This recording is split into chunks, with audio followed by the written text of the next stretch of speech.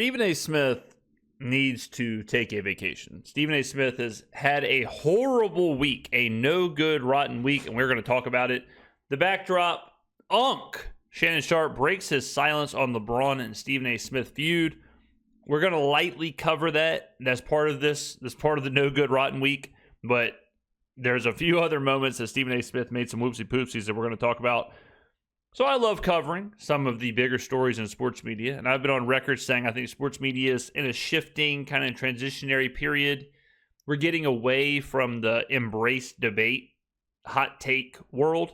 I think people they want their analysis back. Like I think we're getting back to I want someone to actually watch the game. I think the time like now hearing announcers say they don't watch the games or they didn't watch whatever or they don't know who's on the roster or they don't know who the coach is or they don't know anything about the team they're talking about. I think it's getting old.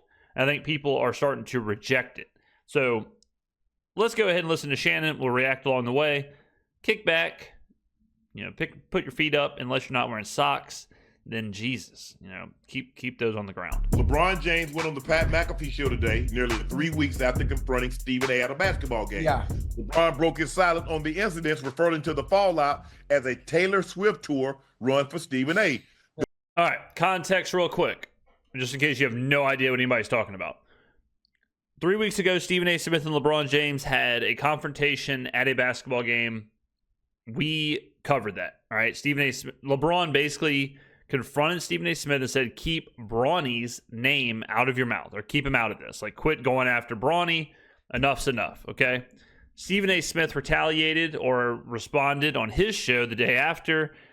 Then LeBron goes on the Pat McAfee show. Now, remember, LeBron James is a very withdrawn kind of character when it comes to sit-down interviews and things like that. He does his own podcast or he'll do his own kind of thing, but he's not a guy who you see just everywhere. LeBron's very calculated with what he's doing. He has been his entire career. I mean, this is a guy who's been in the limelight since he's been 15 years old, and I don't think I've ever seen a single negative story about it. He's just a very calculated kind of guy when it comes to what he does and how he's portrayed out there. Okay, so for him to be in Indianapolis on the Pat McAfee show is a big deal, and it was a choice.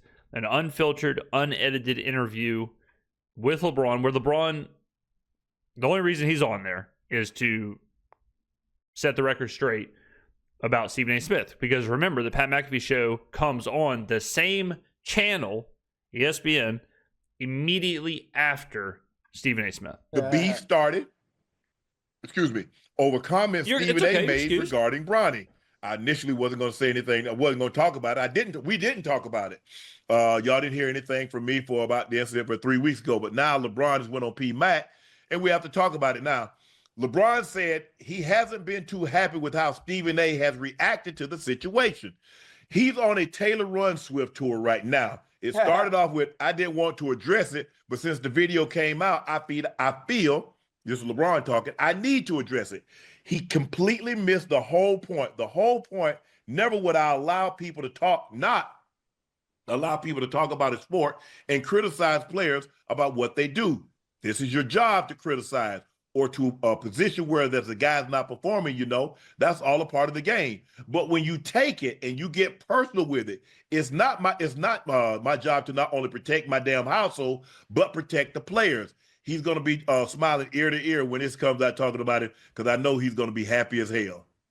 All right, so when this first happened, my take was that because of the power and the clout of some of these on-air personalities, it has transcended sport, right? Like, it's gone beyond just talking about Monday Night Football or talking about a quarterback controversy or something like that. Whenever you are getting paid hundreds of millions of dollars and you have hundreds of millions of views and followers and whatever, it goes far beyond, hey, let's recap whatever the Devils and the Stars game last night. Like, it goes way beyond that, and the character starts to get elevated. Okay. Stephen A. Smith has been elevated, and this is all in the shadow of this like $100 million deal, $100+ million deal with ESPN. So Stephen A.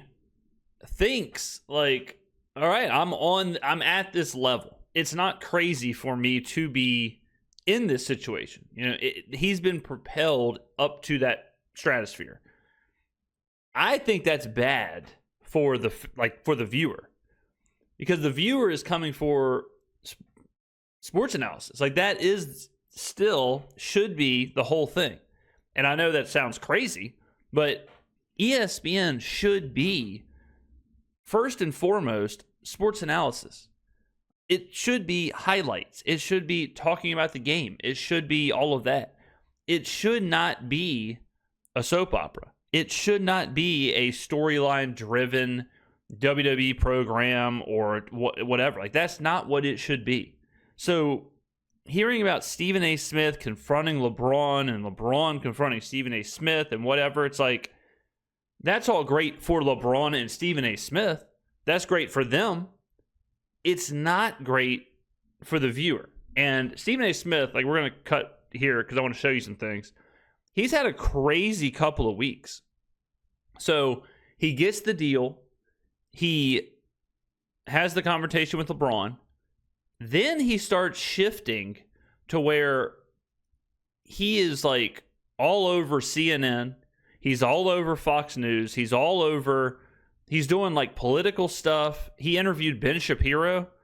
Let's see if I can find it. He had a full sit-down Ben Shapiro interview where they're talking about societal and political topics. He's on CNN talking about Donald Trump or whatever. He is talking about him winning the Democratic primary. He is talking about running for president of the United States. Okay? He's like, that's what's going on around him while this LeBron thing happens. Then, today, they ask him about Arkansas. Okay? What do you think the chances are that Stephen A. Smith watched Arkansas, Texas Tech on Thursday night? I would say 0. He might have watched the last 10 seconds. He might have watched overtime. How many Arkansas games do you think Stephen A. Smith has watched this year? I would say 0. And again, like, no fault of his own, whatever. But let's just take a listen to how this went. It's the NCAA tournament, so anything could happen in a one-game scenario. So, of course, he'll have a chance. And, of course, he'll have his teams in the tournament.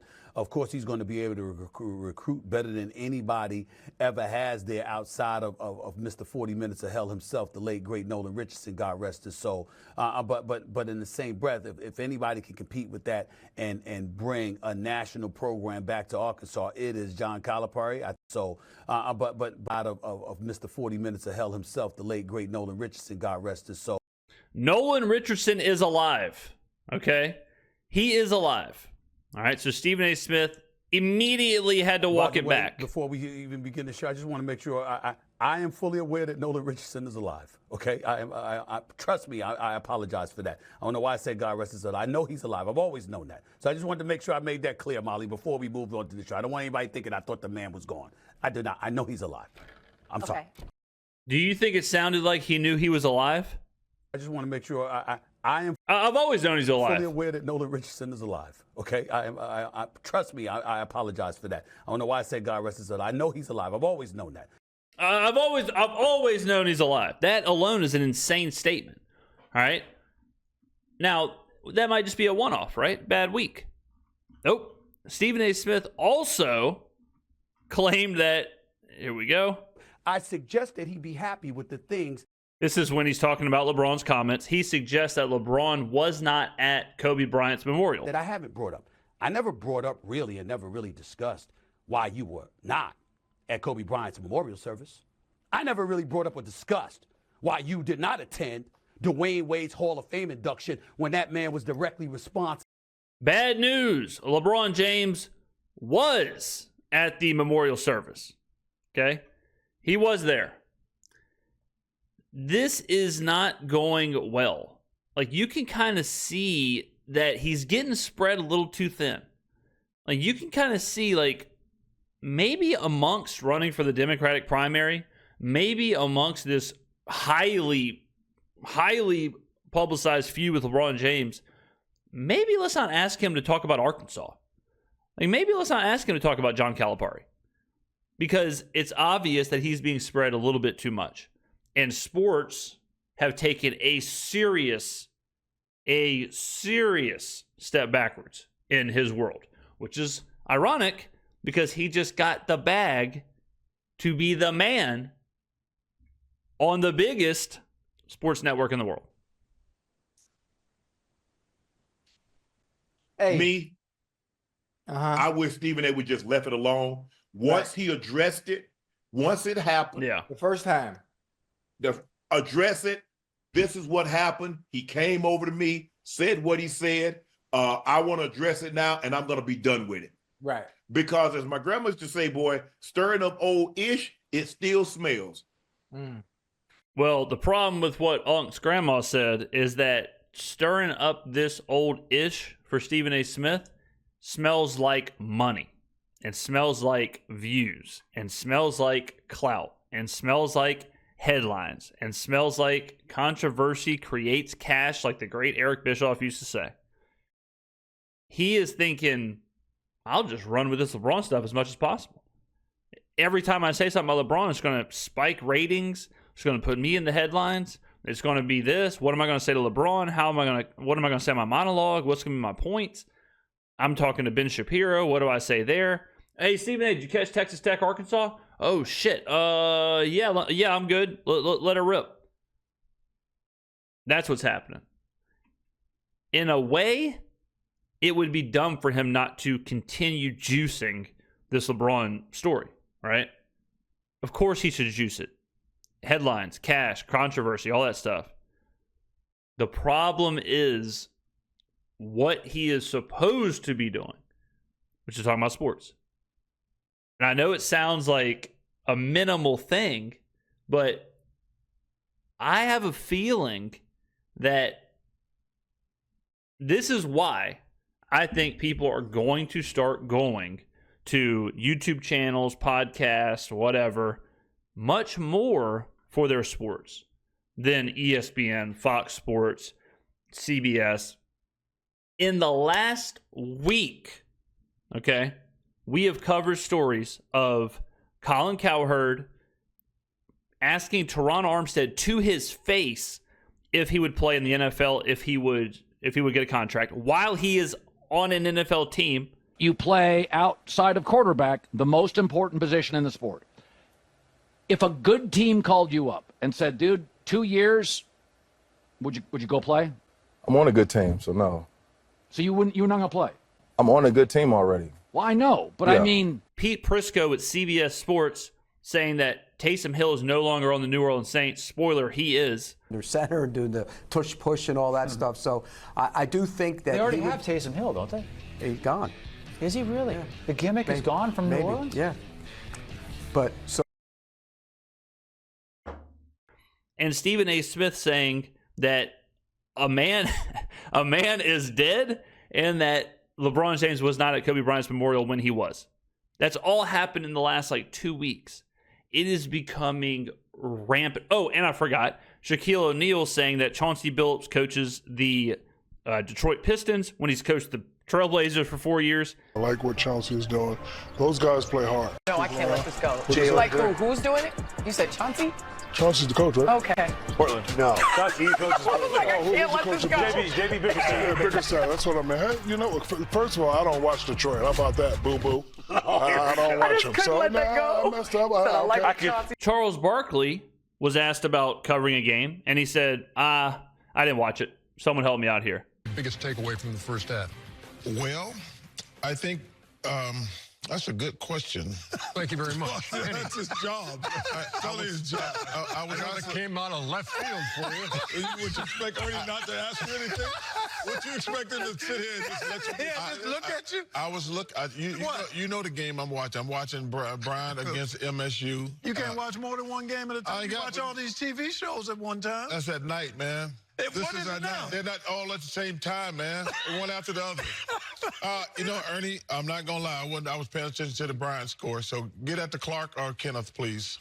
Kenny, you got He's in the studio. The games are happening. There's only like 5 games on. He's designated one. Sorry, man, wasn't watching. Same show. Now we've got multiple analysts on the show who just aren't watching anything. It's rampant right now. The problem with these super insanely high-paid celebrity analysts is that they're spread too thin. And that they're not going to sit back and watch Liberty versus Oregon. They're not going to watch the Brewers and the Padres on Sunday night. They're just not. But the problem is they should be.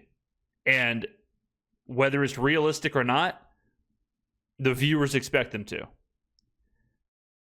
If you are a NFL analyst, I don't care if it's the Jaguars versus the Titans on Monday Night Football. I expect you to watch every second of it. Is that crazy? Am I on an island here? Is it crazy to me to expect the analysts on TV to watch the games if they're going to talk about it? I don't care if Stephen A. Smith doesn't want to talk about Arkansas, Texas Tech. I don't care if he doesn't want to talk about John Calipari. Whatever. But if he's going to, at least know what's going on. Does Colin Cowherd have to interview Teron Armstead? Does he have to know the Miami Dolphins offensive line roster? No. But if he's going to, at least put forth the effort. If you're on the studio show, I expect you to watch the show you are designated to watch. It has gotten out of control. So every time Stephen A. talks about it, it stirs it up again. Yeah. And look, I see both sides. I see both sides of the equation. Yeah. But Stephen A. just need to let it go. Mm-hmm. He needs to let it go. And now you're like, well, if he'd hit him, I don't think LeBron was coming to hit you. LeBron was coming to tell you, bro, just stop talking about my son. Right. He said, because you said, as a father, now you're making it personal. You're making it personal because now you're making it seem, and this is how LeBron, I think, took it. You making it seem that I'm not a good father, that I'm not putting my son in a position to be successful. And so you're pushing this. And so LeBron took it a certain way. Mm-hmm. And am I surprised LeBron responded the way he did so publicly? Because LeBron is a very private person. Yes, sir. He might have an issue with someone and you will never know it. You'll never know it, yeah. And so for him to do that at a game, and it wasn't after the game, it wasn't before the game, it was the third quarter during a timeout, lets you know how upset he was at Stephen A. and what Stephen A. had been saying. But at this point in time, I understand LeBron, they asked LeBron about this, but if I'm Stephen A., hey, guys, I've already addressed that. He said what he said. I understood his point. I said what I said. Now it's time to move on. Look, it's not going to stop me from talking about LeBron James, the basketball player on the court. But the incident, I feel that we've talked about it ad nauseum. I feel we've talked about it enough, and now it's time to move on. That's what I wish Stephen A. would do. Yeah. But like he said, I mean, look, I get it. That's LeBron James. It's the biggest name in pro North American sport. And when you mention his name, good, bad, or indifferent, people will want to click and hear what you have to say about him. But the one thing I know about this guy, and I know him a little bit, I don't know. I'll give you a peek behind the curtain as just a former journalist. So when I first was a newspaper reporter, when I first broke into the industry, it was primarily still a print situation. It was just starting to shift to digital newspapers. So I witnessed the transition. When a good example is we would run a story in the printed paper with a different headline than in the digital paper, because the digital paper, the headline had to have SEO. It had to have something like really catchy to make people click, because clicks were the most important analytic. The printed newspaper, the most important analytic, is just people reading it, right? People wanting to read it, people wanting to digest it. So you would have stories like right now, for example, you'll have stories where the digital version of a story is like, Donald Trump this or whatever big name this or that. And the story may not have anything to do with it. And then the print version, totally different headline. that is what is happening now to these shows. They're so focused on clicks, shorts, clips, whatever, that the last thing they care about is the actual like analysis, the actual sports side of things. It's all what's going to be a buzzy 10-second clip, YouTube clip, whatever. It's no longer about breaking down the game or analyzing something or facts or figures or whatever. And it's just a real bastardization of what it used to be. And maybe I'm, maybe I'm seeing things through, nostalgic glasses or whatever. But I just have a feeling that a lot of people are going to be turned off by this. And a lot of people are going to be like, man, I mean, they'll watch it the same reason they watch whatever, like some of these podcasts that are just drama and just craziness and just wackiness or whatever. They'll watch it like the same way they watch that. But is that what Fox Sports and ESPN and is that what they want? Do they want to turn into a sports TMZ?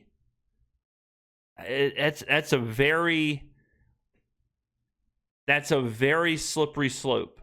And that's a good way to end up like Disney, who it's a slippery slope to all of a sudden no one wants to watch their movies because their movies aren't about fun and nostalgia and family and storylines or whatever. It's about proving a point, and it's about a narrative, and it's about this, whatever's in the headlines. And people just kind of get sick of it, and they sour on it, and they turn on it. And then you have to backpedal and be like, oh, well, we got to get back to our roots here. Know him as well as a lot of people do. Right. That man loves his family. He's going to protect his family now. Always. And I think when you think about it and you go back to the way things happen with LeBron actually addressing Stephen A. courtside is, well, what Stephen A. said obviously was said publicly on a public forum on TV. So he addressed it the exact same way publicly. Yeah, that's a great point. Where LeBron did choose to talk to Stephen A. face to face, Stephen A. chose to respond on his show, which gets millions and millions and millions of views. So yeah, I don't blame LeBron for then saying, okay, well, I guess I have to respond on a show that gets millions and millions and millions of views. Like, yeah. And I thought it was kind of crazy then when Stephen A. Smith responded, because it was weird, like, okay, we had this face-to-face conversation. Well, the next morning, I'm about to do 20-minute monologue. And so he did another 20-minute monologue after LeBron James' Pat McAfee thing. Awful announcing has some of the craziest parts. So Stephen A. Smith calls LeBron James a liar. The part this part was great. Stephen A. Smith claims he would have swung on LeBron immediately had the Los Angeles Lakers star put his hands on him during their on-court confrontation earlier this month. The ESPN star insists his skills have since improved. He puts out some page about me boxing and all of this other stuff from a decade ago with the torn rotator cuffs. Fine, no problem. It's a very embarrassing video. I'm the first to say. Even though I like it to be left up there because if people think I want to throw hands like that, that's how I throw hands. Knock yourself out. I'm good with that. I know what the man I am today is not the man that I was a decade ago, physically or beyond. I can tell you that. Stephen A. Smith is talking about throwing fists with LeBron James. Stephen A. Smith is talking about swinging on LeBron James courtside. That is how delusional this has all gotten. That's how insane this has all gotten. Now, we talked about the Kobe Bryant thing, which was a whoopsie poopsie. Yeah, so I mean, it's just getting worse. Like, it's just getting worse and worse for Stephen A. Smith and, in part, ESPN. Side in the middle of a game. Yes. Now, as a father, and like Stephen A. said, he understood where LeBron was coming from. Mm-hmm. Knowing Stephen A., I think in the individual that he is, LeBron said what he had to say today. I'm sure Stephen A is going to respond to that because he did. You have to think about it. Anytime anyone says anything to or about Stephen A, he's going to have an answer to whatever is being said. That's just him, and it's always been him. I know you would like him to leave it alone, but I don't think that's not how this gonna go. The only thing I would have said was Stephen A. Look, I know people are gonna like, man, LeBron should have stole on you. LeBron should have did this. Man, they just talking. Yeah, Stephen A. Man, you the same man. I'm about to be 57. You about to be 58. Bro, that ain't even your MO. Right. You ain't gonna fight nobody. I don't. Now, this is kind of funny because Shannon Sharp did try and fight the entirety of the Memphis Grizzlies courtside. So, a little bit, LeBron wasn't gonna swing on you, and you wasn't gonna, LeBron wasn't gonna swing on you, so there would have been no need for you to swing on him. I'm glad you guys stood there and y'all talked. Look, he said what he said. Mm-hmm. You seemed to be receptive at the time of it. You said you understood because he was speaking to you as a father and not LeBron James, the basketball player. Mm-hmm. And you said you understood that. Let it go now. Yeah. Let it go now. Look, I mean, I've had issues. I remember I had a conversation with Kevin Durant when he first got traded to Phoenix. Uh-huh. And I walked into the hotel. I was like, damn. That's KG. And he said, oh, let me holler at you right quick. I said, what's up? Okay. I'm like, damn. I ain't get no dap, what? He said, let me holler at you right quick. I said, what's up, bro? He said, man, what it is? You got beef? You don't like me or something? I said, no, why you say that? He said, man, the way you talk. I said, KD, bro, I'm passionate. I say, any topic that we discuss on that show, I'm very, very passionate. I spend a lot of time researching it, and I'm very, very careful to what I say. Mm-hmm. I say, KD, it ain't about no like or dislike. I say, I don't know you personally. All I talk about is what you do on the court. That's it. Whatever you may or may not do off the court, I don't give a damn. Right. I said, you can ask your mom. I've talked to your mom ad nauseum. She used to come on the show. I've seen that event. I said, KD, it ain't no like or dislike. I said, I'm just passionate about topic, bro. I said, I don't dislike anybody because I don't know anybody to dislike them. Mm-hmm. It's not like me and Oak when I used to hang out with Oak. Yeah. Oak used to work out. Oakley?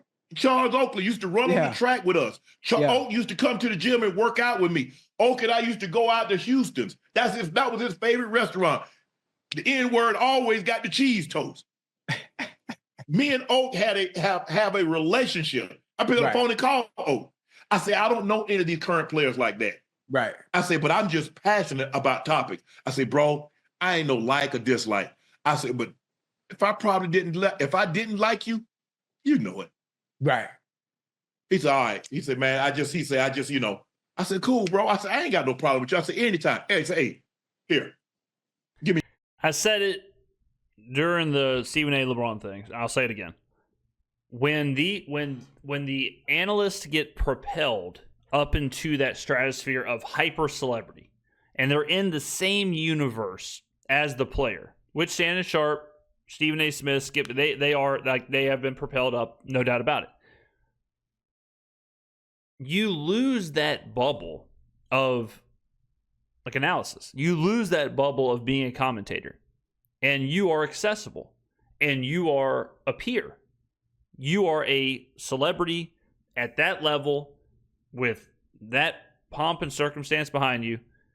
You're up there, right? Like columnists back in the day or sports radio hosts or whatever, like they were kind of untouchable. They were in a bubble. They were like a movie critic. Like they're like a movie critic or someone who reviews food or whatever. Like that's just what they do. That's just who they are.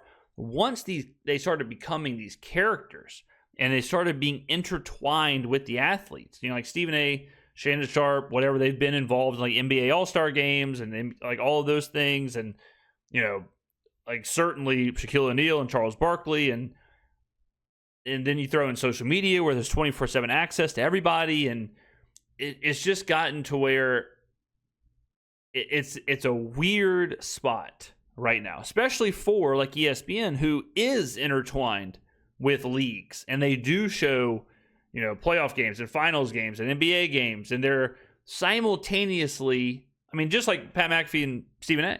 Stephen A is going on there saying LeBron James is a liar. saying he's didn't go to KD's memorial. He didn't do, or Kobe Bryant's memorial. He didn't do all this. He didn't do that. And then the next show is LeBron James on the Pat McAfee show saying Stephen A. Smith's a liar. And then that night, they're going to show an NBA game. And so it's like, what's going on here? There's too many wires being crossed. There's too much access. There's too much. Like, what the hell is happening? Give me your phone. We exchanged numbers, left it at that. He saw I was at the game the other last year, a couple of years ago. I took my daughter to the first. Well, it might have been this year. No, it was 2 years ago. But anyway, had to talk to him on the bench, laugh and talk. I ain't got no problem with nobody, Ocho. And I'm not trying to go for bad or nothing like that. But that ain't how I am. Right. And guys, I think when guys see me, they know I ain't all about that, man. I'm just cool. I just want to vibe, have a good old time. But like I said, I appreciate, instead of him Bri on Twitter and the internet trying to blow it up. Hey, somebody got a problem with me? Just come to me. Right. Just come to me. I ain't got no problem. I talk to anybody, anywhere about anything. Yeah. You got a problem with what I said? Why you said that, Sharp? Why you said that? Right. Okay. Hey, this is why I said that. Go ahead. Right. And you know what I do like though? I'm not sure how the people in the chat feel, but I enjoy when you talk about Kevin Durant, players of that magnitude, elite players. Obviously we talk about one of the greatest scorers of all time. I love the way Kevin Durant uses social media. I love the way he's so accessible to the people, to be the star that he is, with LeBron and allowing himself to be vulnerable. What LeBron did today, I've never seen LeBron do before. Yeah, what he did on the Pat McAfee show, sitting there for an hour straight and actually just being vulnerable, talking about everything. Totally unedited. I really, really enjoyed that because there's some from LeBron that was shocking. That obviously I've never seen before.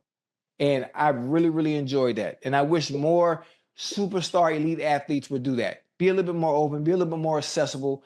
And it was just enjoyable. It was enjoyable to see him outside that normal setting of not being viewed as the king, if that makes sense. Well, most of the great players are going to be guarded because they're only going to give you so much. They're going to allow you to see so much of what they want you to see. Right. If you look at all the great players, they've always been very, very guarded. They're not going to totally let you inside, especially while they're a current player. Now, another part, kind of what Ocho was saying there, another part of how we got here is that when the simulate debate popped off and Stephen A. Smith and Skip Bayless really were at their, when they really started to rise up, what was rewarded was like what I was saying with the digital headlines, where it was something shocking. It didn't have to be true. It just had to be shocking. Okay, we all remember Kwame Brown, that whole thing with, all that with Stephen A. Smith. But the problem is when you have that as your catalyst and you're just saying shocking, wild stuff, completely don't care if it's true or not, or completely don't care if it's, based in any facts, if it's just a cool, buzzy word that's just going to get some headlines. As that happened and the accessibility and all of that started to intertwine, that's where you've got problems. Because now you've got guys who are just saying whatever they want because it's part of the gig and their job is to be a shock jock. And then you have accessibility with the people they're saying it about. And that's where you got some real issues. Like Howard Stern. Howard Stern's like the shock jock of all shock jocks, right? Howard Stern existed in Howard Stern's in his studio. Howard Stern, he was in that universe, right? It would have been weird for Howard Stern to be doing the shock jock stuff, saying just insane stuff, just tearing people down, whatever. And then all of a sudden he's sitting at a table at the Grammys or whatever with people he's saying it about. That intersection with the volatility of what they're saying, that's what's created where we are now. All right, there you go. A little long-form discussion on this whole thing. But, man, I tell you what, I remember watching SportsCenter every single day when I was growing up. And I watched because I wanted to see what teams won. I remember seeing the Like watching Baseball Tonight. I watched Baseball Tonight every night. And I remember waiting and seeing like the box score. Like at the end of the highlights, they would show the box score and just looking at who did what or whatever. Now, SportsCenter is nothing like what it was. Nothing like what it was. And these shows, these shows like, you know, Get Up and First Take and what, like, it's just, it ain't it. It ain't it. All right, ladies and gentlemen, let me know in the comments below what you think. Thank you for watching, and I will see you in the next video.